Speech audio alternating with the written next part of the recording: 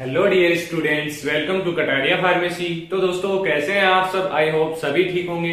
तो फ्रेंड्स, हम पढ़ रहे थे B pharma first semester human anatomy and physiology. इसकी हमारी यूनिट जो लास्ट यूनिट है, 5th यूनिट स्टार्ट हो चुकी थी। फर्स्ट यूनिट में भी हम 3 लेक्चर्स देख चुके हैं। तो आज के इस लेक्चर में हम स्टडी करेंगे heart beat and its regulation, मतलब जो हार्ट बीट है वो क्या होता है और इसको कैसे हमारी बॉडी रेगुलेट करती है वो डिस्कस करेंगे। बहुत ही सिंपल टॉपिक है, अच्छे से वीडियो को देखना, आपको आशा करता हूं समझ में आएगा। तो दोस्तों, अगर आप चैनल पे न्यू हैं तो चैनल को सब्सक्राइब कर लीजिए और बेल आइकन को प्रेस कर दीजिए, जिससे न्यू वीडियो का नोटिफिकेशन आपको सबसे पहले मिल सके। और दोस्तों, आप अगर हमारा नोट्स परचेज करना चाहते हैं तो वीडियो के डिस्क्रिप्शन में टेलीग्राम ग्रुप का लिंक मिल जाएगा, आप उसको ज्वाइन कर लीजिए और मुझे पर्सनल कॉन्टेक्ट करके अफोर्डेबल प्राइजेस में नोट्स मिल सकते हैं आपको। तो बिना देरी के स्टार्ट करते हैं आज के इस लेक्चर को। तो हम देखेंगे, टॉपिक है हमारा heart beat and its regulation.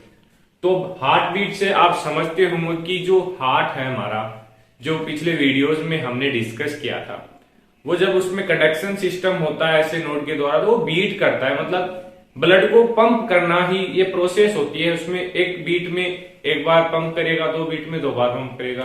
तो ऐसे ये होता है। हार्ट बीट की डेफिनेशन क्या होती है?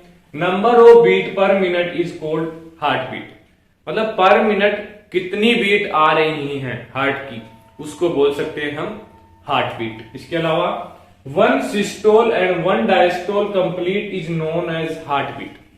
अब सिस्टोल के बारे में मैंने बताया था आपको, डायस्टोल कैसे याद रखना था? डायस्टोल मतलब डिक्रीज, मतलब हार्ट का जो कॉन्ट्रैक्शन है वो रिलैक्सेशन होगा डायस्टोल में, मतलब, और सिस्टोल में होगा कॉन्ट्रैक्शन, मतलब इनके एक जो साइकिल पूरा होगा 0.8 सेकंड का, उसको हम बोलेंगे हार्ट बीट। इसके अलावा 1 contraction and 1 relaxation of heart is called heart beat. ये इसी के अंदर आ जाएगा, इसको खोल के थोड़ा बता दिया है। अब देखिए, सभी को पता होगा नॉर्मल हार्ट बीट कितनी होती है। नॉर्मल जो एवरेज होगा 72 बीट पर मिनट हार्ट हमारा बीट करता है। और न्यू ब्रोन में कितनी होती है यह याद रखना आप, 120 से 140 बीट पर मिनट। तो ये बात हो गई हार्ट बीट की कि हार्ट बीट होता क्या है। अब इसको रेगुलेट कैसे करते हैं, कौन से ऑर्गन्स हैं बॉडी के अंदर जो रेगुलेट करते हैं, कौन कौन से, मतलब और अदर फैक्टर्स हैं जो इसको अफेक्ट करते हैं। तो फर्स्ट हम देखेंगे न्यूरल रेगुलेशन। तो न्यूरल मतलब जो न्यूरॉन्स है उनके द्वारा ये कैसे रेगुलेट होगा? तो दोस्तों, carry out by the autonomic nervous system के द्वारा बेसिकली कैरी आउट होगा। ये जो भी प्रोसेस होगी, it include parasympathetic nervous system में क्या क्या होता है, sympathetic and parasympathetic nerve regulation. ये हमने देखा होगा किसी यूनिट में, अगर आपको याद हो तो। सिंपैथेटिक क्या होता है, पैरासिम्पैथेटिक क्या होता है, रेस्टिंग कंडीशन में होता है, ये जो अपन वर्किंग कंडीशन में होता है। तो इसमें एक सिंपल सा फ्लो चार्ट है, जिस ज्यादा आपको कुछ इसमें कंफ्यूज होने की जरूरत नहीं है। मेडुला ऑब्लांगेटा कहां पर प्रेजेंट होता है? ब्रेन में, स्पाइनल कॉर्ड के ऊपर।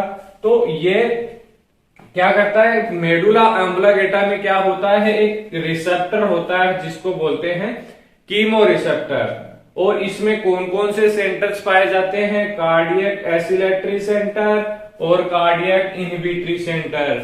इसको कोई भी रिफ्लेक्स आता है, जब हार्ट बीट इंक्रीज करनी होती है तो ये सेंटर एक्टिवेट होगा, कार्डियक एसिलेटरी सेंटर। और हार्ट बीट को कम करना होता है, डिक्रीज करना होता है, तो कार्डियक इनहिबिटरी सेंटर जो मेडुला ऑब्लांगेटा में प्रेजेंट होता है। किसके द्वारा रेगुलेट होता है? ये कीमो रिसेप्टर। और by eject of both centre, sorry, effect of both centre heart beat become normal, जिससे जो हमारी हार्ट की हार्ट बीट है वो नॉर्मल बनी रहती है। अब से इसमें एक फ्लो चार्ट और है, ऑटोनोमिक नर्वस सिस्टम। अब इसके 2 टाइप्स होते हैं, सिंपैथेटिक और पैरासिम्पैथेटिक। तो सिंपैथेटिक में न्यूरोट्रांसमीटर बेसिकली होता है कैटेकोलामाइन, और पैरासिम्पैथेटिक में न्यूरोट्रांसमीटर होता है एसिटाइलकोलिन।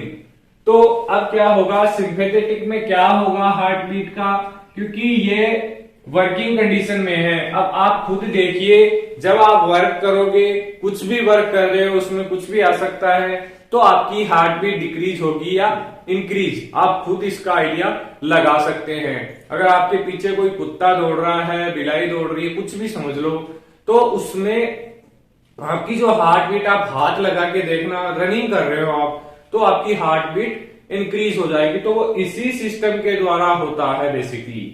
और पैरासिम्पैथेटिक, जब अपन रात में स्लीप कर रहे हैं तो एसिटाइलकोलिन बेसिकली रिलीज होता है। तो उस कंडीशन में क्या है, हमें कोई भी वर्किंग नहीं हो रही है, तो किसी चीज की जरूरत नहीं है, रिक्वायरमेंट नहीं है, बॉडी को वर्क करवाने की जरूरत नहीं है, तो हार्ट बीट नॉर्मल रहेगी, डिक्रीज रहेगी। अब सेकंड टाइप है हार्मोनल रेगुलेशन की, हार्मोन के द्वारा बेसिकली कैसे रिलीज करता है। यह भी डिपेंड करता है हार्मोन पे ही, बस यहाँ पर हमने दिखाया नहीं कि कौन से हार्मोन से ये डिक्रीज हो रहा है, लेकिन हार्मोन में इसमें देखेंगे thyroxine hormone increase heart beat. जो थायरोक्सिन ग्लैंड के द्वारा सिक्रेट होता है, वो बेसिकली हार्ट बीट को इंक्रीज करता है। Hormone of adrenal gland adrenaline, and this hormone increase heart beat in emergency condition. Emergency hormone होता है हमारा एड्रीनलिन, जो कहां से सीक्रेट होगा, एड्रिनल ग्लैंड से। यही सिंपैथेटिक सिस्टम में रिलीज होता है। फाइट, फ्लाइट, फियर, जो 3FF सिस्टम है सिंपैथेटिक सिस्टम का, उस टाइम एड्रीनलिन ही सीक्रेट होता है, जो हमें, अगर कोई डॉगी पीछे पड़ा हुआ है तो आपको भागने के लिए मजबूर करेगा। तो इसका इफेक्ट ऑफ न्यूरॉन क्या होगा हार्मोन का, जैसे अब एसिटाइलकोलिन रिलीज हुआ, अब कब रिलीज होगा, जब रेस्टिंग कंडीशन होगी, तो डिक्रीज होगी हमारी हार्ट बीट। या आपको कॉपी जो एग्जाम पेपर होगा उसके आंसर में रिप्रेजेंट करने के लिए अच्छा रहेगा। और जब हार्ट बीट डिक्रीज हो चुकी है और एपिनेफ्रिन और नॉन एपिनेफ्रिन रिलीज होगा, तो हमारा इंक्रीज होगा हार्ट बीट। एपिनेफ्रिन को ही एड्रीनलिन बोलते हैं, नॉन एपिनेफ्रिन को ही नॉर एड्रीनलिन बोलते हैं। इसके अलावा अदर इफेक्ट, जैसे कुछ ड्रग्स होती हैं जिनके द्वारा हार्ट बीट इंक्रीज हो जाती है, डिक्रीज हो जाती है, जैसे डिजिटालिस अट्रोपिन बीटा ब्लॉकर।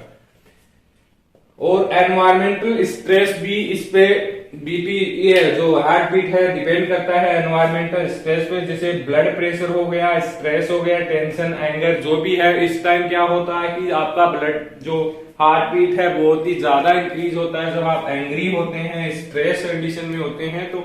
तो आप ये मतलब बेसिकली आप सब समझ सकते हैं इस चीज को, सिंपैथेटिक और पैरासिम्पैथेटिक आप समझ सकते हैं। और मेडुला ऑब्लांगेटा मतलब बहुत अच्छे से रिप्रेजेंट किया है। आप अगर इतना भी एग्जाम में अगर लिख देते हैं तो आपका एक भी मार्क्स नहीं कटेगा। तो धन्यवाद दोस्तों, मिलते हैं नेक्स्ट वीडियो में नए टॉपिक के साथ।